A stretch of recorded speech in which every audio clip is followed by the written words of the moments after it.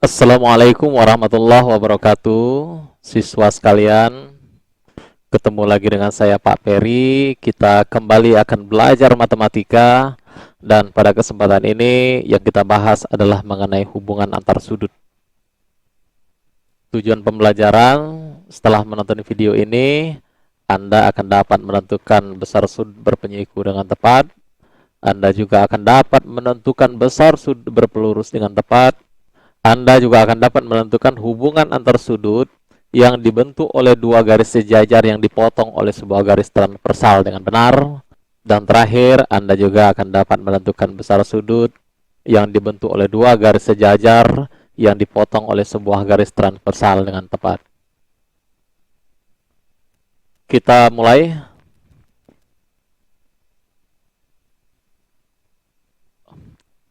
Untuk sesi yang pertama, kita akan membahas mengenai sudut berpenyiku, sudut berpelurus, dan sudut bertolak belakang. Coba perhatikan gambar berikut ini. Ada sudut AOB. Sudut AOB adalah sudut siku-siku. Kita tahu bahwa besar sudut siku-siku adalah 90 derajat. Lalu ada sebuah sinar garis OC yang membagi sudut AOB menjadi dua bagian.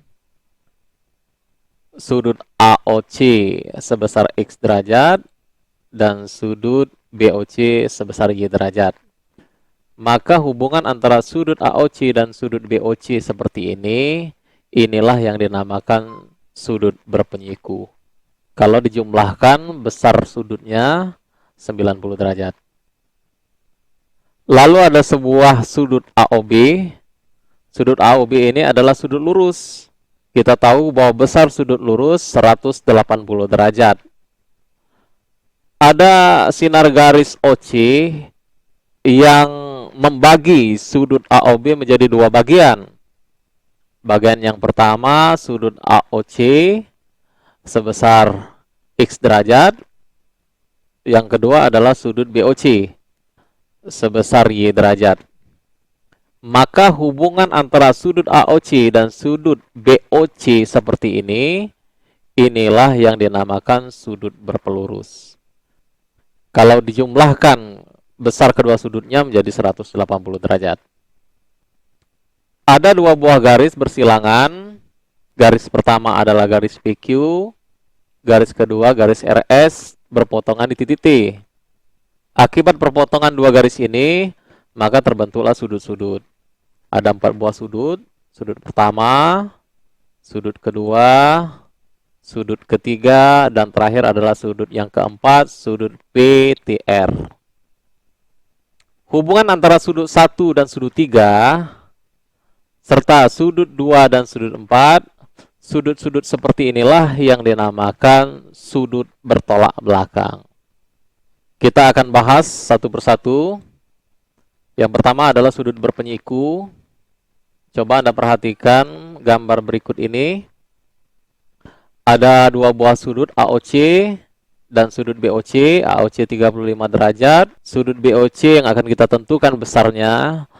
Hubungan kedua sudut ini berpenyiku. Maka besar sudut BOC ditambahkan sudut AOC nilainya 90 derajat.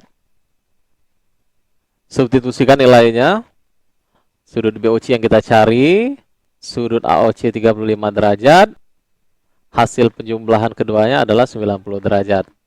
Maka besar sudut BOC 90 derajat dikurangi 35, yaitu 55 derajat. Jadi besar sudut BOC 55 derajat, 35 ditambahkan 55, pas 90 derajat, membentuk sudut siku-siku. Selanjutnya, coba perhatikan gambar berikut. Ada dua buah sudut. Sudut yang pertama sebesar 2A derajat. Sudut yang kedua sebesar 3A derajat. Kedua sudut ini saling berpenyiku. Tugas kita adalah menentukan berapa nilai A. Kita jawab, 2A derajat ditambah 3A derajat sama saja dengan 90 derajat. 2A ditambah 3A, 5A, sama dengan 90 derajat, maka nilai A ini adalah 90 dibagi 5. hasilnya 18. Jadi nilai A adalah 18. Kalau kita substitusikan nilai A ke dalam besar sudut ini, berarti 2 dikali 18 adalah 36. 3 dikalikan 18 adalah 54. Kalau dijumlahkan 36 ditambah 54, 90 derajat.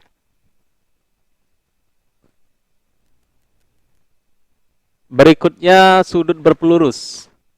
Kita tahu bahwa sudut-sudut yang berpelurus itu kalau dijumlahkan nilainya menjadi 180 derajat. Nah, coba perhatikan gambar berikut ini. Kita akan menentukan berapa besar sudut AOC.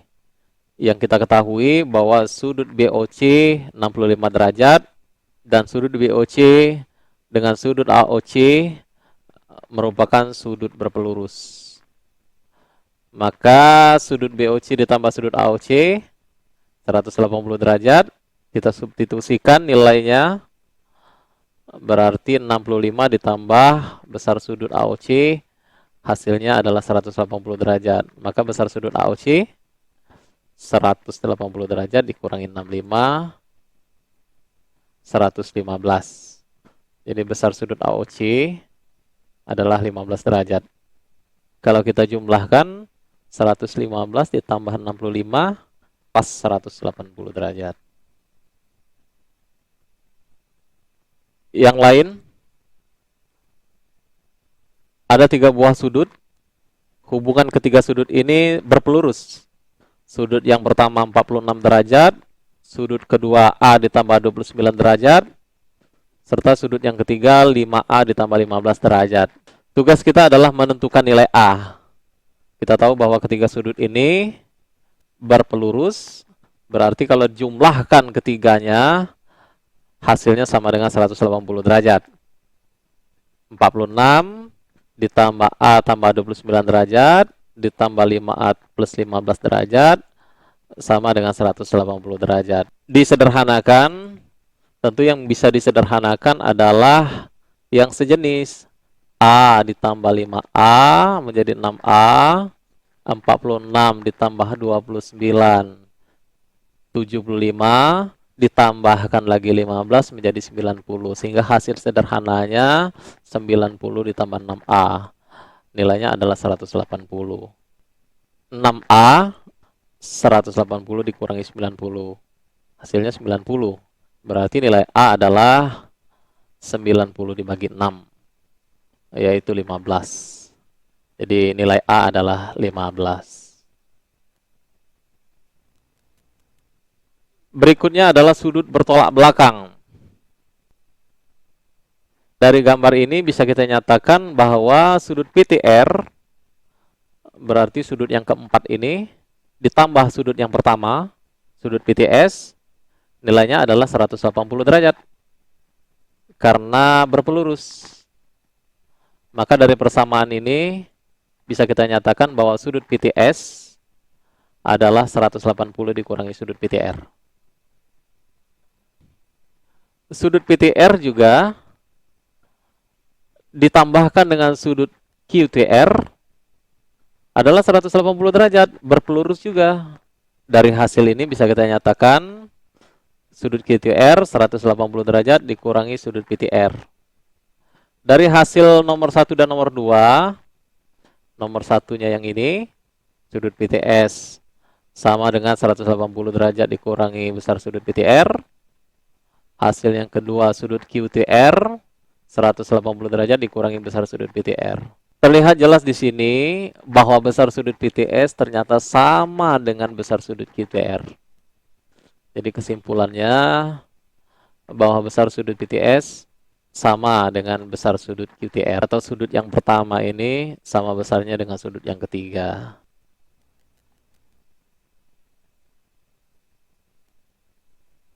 Selanjutnya kita akan menentukan hubungan antara sudut yang kedua dengan sudut yang keempat. Dari gambar ini bisa kita dapatkan bahwa sudut PTS kalau dijumlahkan dengan sudut STQ, sudut yang kedua ini nilainya adalah 180 derajat. Alasannya sudut berpelurus. Nah, dari persamaan ini bisa diubah Berarti sudut STQ, sudut yang kedua, 180 derajat dikurangi sudut PTS. Lalu sudut PTS juga kalau ditambahkan dengan sudut PTR, sudut yang keempat, hasilnya juga 180 derajat. Alasannya berpelurus. Dari persamaan ini, bisa kita nyatakan bahwa sudut PTR 180 derajat dikurangi sudut PTS. Dari hasil yang ketiga dan keempat, kita dekatkan besar sudut STQ 180 derajat dikurangi besar sudut PTS, besar sudut PTR juga 180 derajat dikurangi besar sudut PTS. Dari hasil ini kelihatan sekali bahwa sudut STQ dan sudut PTR ini besarnya sama. Nah, dari hasil kedua ini dapatlah kita simpulkan bahwa besar sudut bertolak belakang adalah sama. Kita terapkan dengan contoh. Kita akan menentukan besar sudut A derajat, B derajat, dan C derajat. Kita tahu bahwa sudut B ini bertolak belakang dengan 60 derajat, dan sudut A ini bertolak belakang dengan C derajat. Dan sudut A derajat ini bertolak belakang dengan C derajat, sedangkan sudut A berpelurus dengan 60 derajat. Sehingga bisa kita selesaikan bahwa A derajat ditambah 60 derajat adalah 180 derajat. Sekali lagi, A derajat ditambah 60 derajat ini sama dengan 180 derajat. Alasannya adalah berpelurus. Maka kita akan mendapatkan nilai A derajat.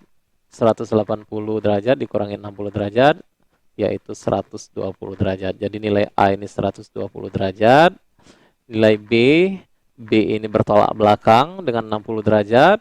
Yang C ini bertolak belakang dengan A. Berarti nilainya sama dengan 120 derajat.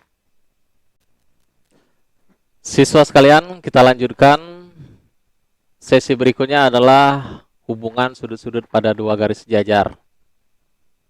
Ada dua buah garis sejajar, lalu ada sebuah garis lurus yang memotong kedua garis tersebut. Kita namakan garis-garis itu KL dan M. Akibat perpotongan dua garis sejajar dengan garis lurus ini akan terbentuk sudut-sudut. Sudut yang pertama, sudut kedua, demikian juga antara garis K dan garis M. Kita namakan sudut 5, sudut 6, sudut 7, dan sudut 8. Maka dalam masalah ini terbentuklah hubungan spesial antar sudut-sudut. Perhatikan tabel berikut ini. Pertama, sudut-sudut luar. Yang dinamakan sudut-sudut luar yang seperti ini. Sudut 1, sudut 2, sudut 7, dan sudut 8. Artinya, posisi sudut-sudut itu berada di luar daerah irisan dari garis K dan L. Bayangkan saja ini sebuah sungai, maka yang berada di sebelah garis L, bagian atas, itu berarti di luar sungai. Dan yang berada di bawah garis K, ini juga berada di luar sungai. Sementara sungainya sendiri adalah daerah irisan yang dibatasi oleh garis K dan garis L. Lalu sudut-sudut dalam.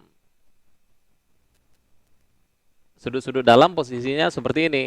Sudut 3, sudut 4, sudut 5, dan sudut 6. Posisi sudut tersebut berada di dalam sungai. Kalau Anda bayangkan ini sebuah sungai. Selanjutnya sudut-sudut dalam berseberangan. Jadi posisinya di dalam dan berseberangan. Nah, seperti 3 dan 5. Besar sudut-sudut dalam berseberangan ini sama. Berarti besar sudut 3 sama dengan sudut 5. Atau yang lain, sudut 4 dan sudut 6. Juga dalam berseberangan besarnya sama. Selanjutnya sudut-sudut luar berseberangan. Posisinya di luar. Nah, yang seperti ini yang dinamakan sudut-sudut luar berseberangan. Sudut 1 dan sudut 7 posisinya di luar tapi berseberangan. Besarnya juga sama. Yang lain sudut 2 dan sudut 8. Sudut-sudut dalam sepihak. Sekali lagi, sudut-sudut dalam sepihak. Berarti posisi sudut itu berada di dalam. Yang seperti ini yang dinamakan dalam sepihak. 4 dan 5. Atau bisa juga 3 dan 6. Tapi besarnya tidak sama. Yang terakhir adalah sudut-sudut yang sahadap. Sahadap itu berarti menghadap pada posisi yang sama. Contohnya adalah sudut 1 dengan sudut 5. Sama-sama menghadap kiri atas. Atau sudut 2 dan 6. Sama-sama menghadap kanan atas. 3 dan 7. Kanan bawah. Dan 4 dan 8. Sama-sama menghadap kiri bawah.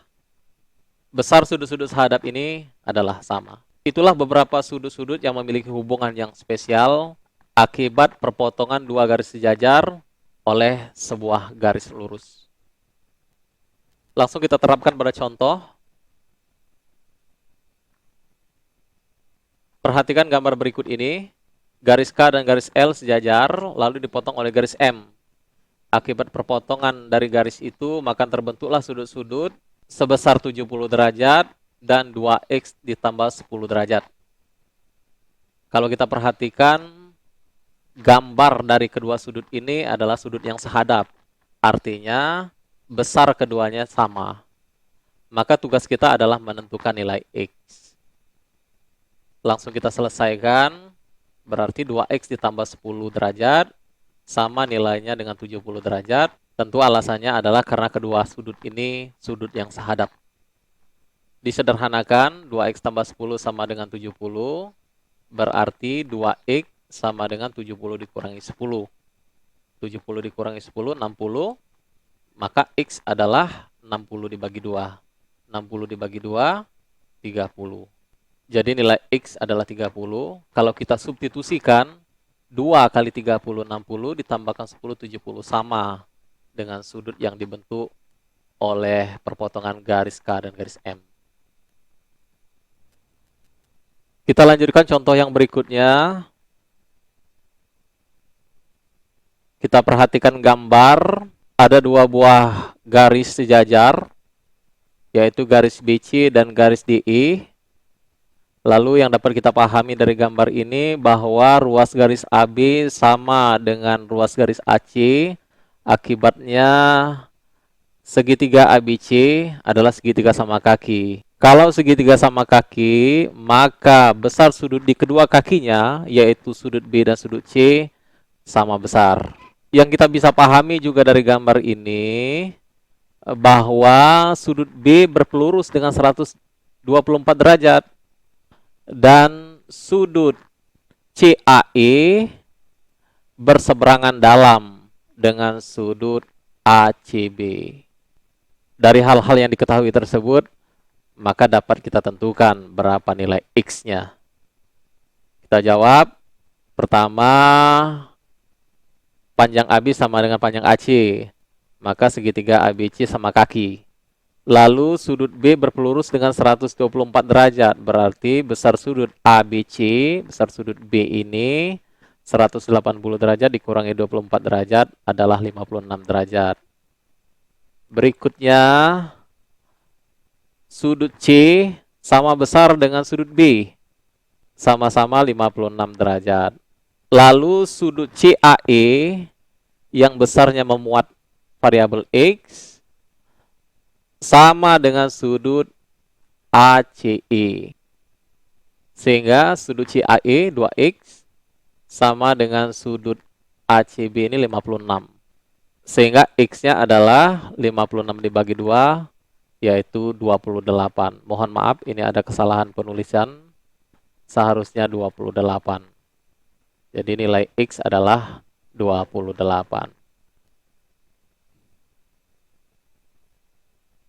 Siswa sekalian, demikian materi belajar kita saat ini. Mudah-mudahan apa yang disampaikan tadi dapat Anda pahami dengan mudah. Terus semangat belajar, sempurnakan proses, percayalah bahwa hasil yang Anda akan dapatkan sejalan dengan proses yang Anda lakukan. Mudah-mudahan bermanfaat. Terima kasih. Saya akhiri, wassalamualaikum warahmatullahi wabarakatuh.